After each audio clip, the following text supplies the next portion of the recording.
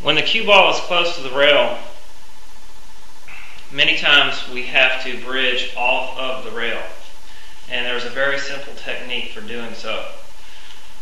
You put the cue down on the rail and you place your thumb next to the cue. The middle finger touches this part of the cue and the index finger rests on the other side of your cue, the outside of the cue. You want it loose enough to lever the cue backwards and forwards, but you want it tight enough to where you're controlling it.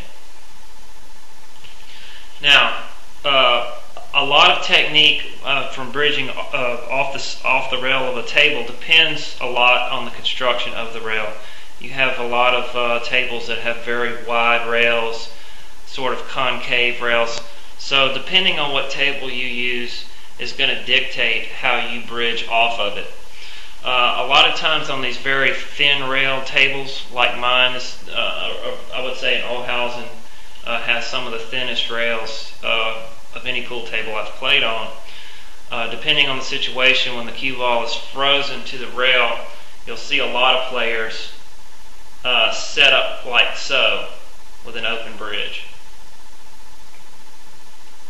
And they address the cue ball in this way. One of the more difficult bridges to deal with, and it took me many years to perfect my technique, is when the cue ball is frozen to the rail and you have to hit the cue ball at an angle. In other words, you're not coming directly, the cue is not perpendicular to the rail. So placing the cue down sometimes, depending on, again, on the construction of the rail, it can be very awkward, it can be very difficult to control, especially when you have sort of a concave rail. If you try to rest the cue down on the rail, it gets very difficult to control. It sort of slides around. So what you see a lot of players doing, more of the American style players, they do a very low open bridge to hit a shot like this. But my preference is putting a very low open bridge, very flat. Now, another situation that's similar to this is when the cue ball is a little off the rail and you're having to hit an angle like this, and especially if you're trying to get draw on the cue ball. That can be very awkward. And there are several different ways to do it, and really, depending on how I feel, there's no one way that I get draw on a cue ball that's in this position. I just sort of play around until I find something that's comfortable before I hit the ball. And that's something you're really just going to have to develop by trial and error. I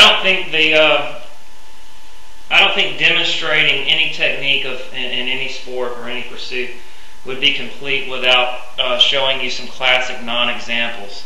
And what I mean by a non-example is something that you should never do, or something that's not accepted by people who are experienced in whichever field you're considering.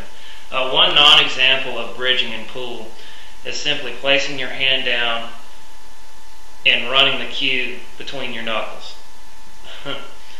No one does this. No one accepts this. Another thing that I've seen a player do, which no other player does, is he placed his hand down like this and ran his cue like that. And that completely alters your technique doing that. And I'll give you a side view.